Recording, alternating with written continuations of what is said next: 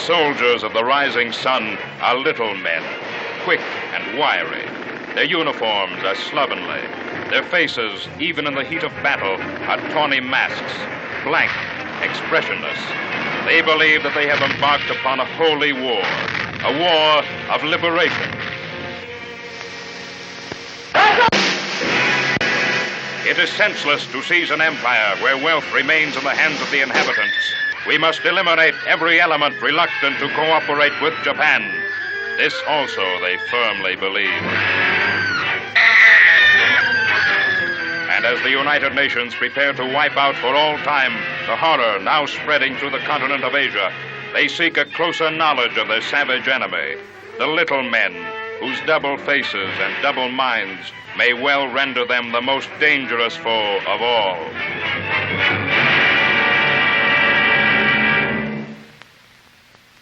Through the clouds, the god Izanagi and the goddess Izanami looked down upon the sea, and out of the sea they brought forth the 8 great islands known as Nippon, 8 hardened crusts of earth floating upon the fires within the earth.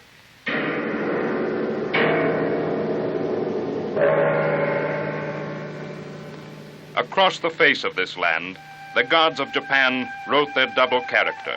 From the smoking craters, they drew forth the spirits of storm and drought and earthquake. But in the valleys between, they spread the quiet loveliness of cherry blossom and chrysanthemum. And in this land, they set the Yamato race, seed of the sun and of Amaterasu, the sun goddess. Every member of this race is a member of a single divine family, bound to his ancestors, bound to the Supreme Father, whose figure he has probably never seen, or Tenshi-sama, the Emperor, Son of Heaven, source of radiant peace. Before the shrines of the Shinto faith, the Japanese renews his devotion to the heads of the imperial house who have ruled him down the ages. Even in heaven, he is taught, the godlike ancestors practice deceit and treachery, as well as good, to achieve their divine ends. And he, their earthly child, must follow their example without question. To the Japanese, even the cherry blossom has a double meaning. Flower of spring, it is also the flower of the warrior samurai. For just as the cherry petals fall in full bloom, so it is the duty of the warrior to lay down his life in the prime of manhood. The samurai has learned to suppress every emotion behind a mask of self-control.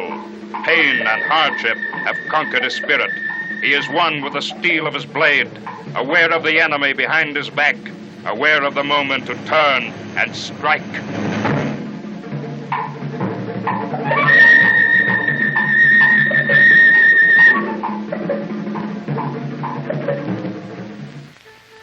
Yet, as if to compensate for the harsh self-denial imposed by his gods, the Japanese has clothed his daily life in a mantle of charm and poetry.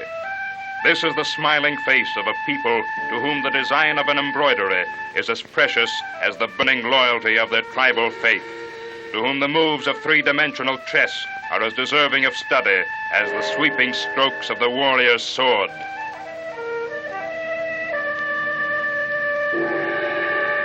And so, frozen for 20 centuries in a feudal mold, the Yamato race lived on in this strange land, ruled by ghosts at once benevolent and cruel. And over them towered the snowy cone of Fujiyama, eternal mountain, source of the future splendor of Nippon. 1867, the Emperor Meiji and a new Japan. A Japan with the veil of isolation swept back overnight. A Japan swiftly opening its gates to the flood tide of Western thought.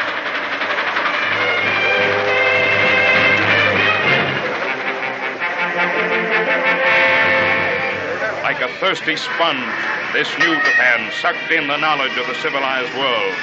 Education from America, civil law from France, medicine from Germany, trading skill from Britain.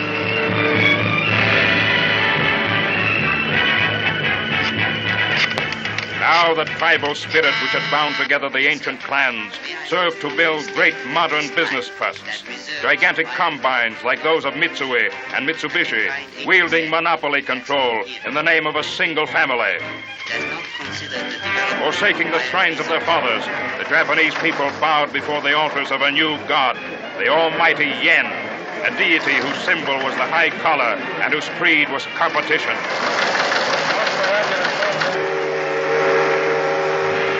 But behind the smoke of the great industrial cities, the old feudal system remained. The big plants, for all their new equipment, were but the strongholds of a modern medievalism. Their machine shops, air-conditioned dungeons, their 13 million workers, little more than serfs, sweating their 100-hour weeks to the commercial glory of the great family trusts.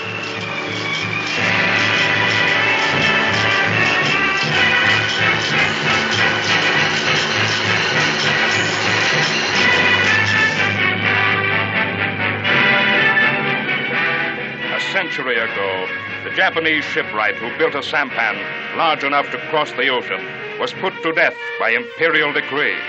50 years later, his government was subsidizing him, and by 1937, he had placed his nation third on the world's list of merchant tonnage. Out into the ocean trade routes sailed this new merchant navy, sleek, modern ships moving down the broad blue bay of Tokyo, their holds stuffed with goods and gadgets to be dumped on markets overseas. And so the tin gods of the new Japan gazed upon the mountain of their destiny from the comfort of their easy chairs. And they said it was fulfilled, which was spoken by the prophets, that from peerless Fujiyama would arise a greater splendor for the island empire of Nippon. But the reality was different. For all the bright lights in the movies were but another mask covering the true face of Japan. For those with eyes to see, the ancient demons of storm and lightning danced in the neon signs, and above the nightclubs hovered the spirits of tribe and priest and warrior, ghosts of the old Japan, stronger, deeper than the high-collar gods of the new.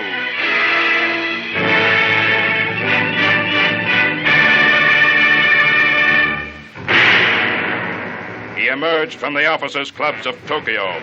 Heideki Tojo, the razor brain, high priest of Japan's savage tribal past. No dust shall becloud our return to the imperial road. And by dust, I mean liberalism and the pursuit of personal desires. For years, the agents of the new faith had prepared the way. Through the State Tourist Bureau, they mobilized their spies on a scale which made even the Nazis look like amateurs. They equipped an army with notebook and camera and sent them forth to every land.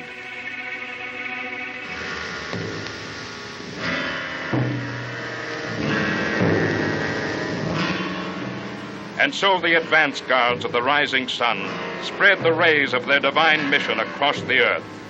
We are coming by the thousand.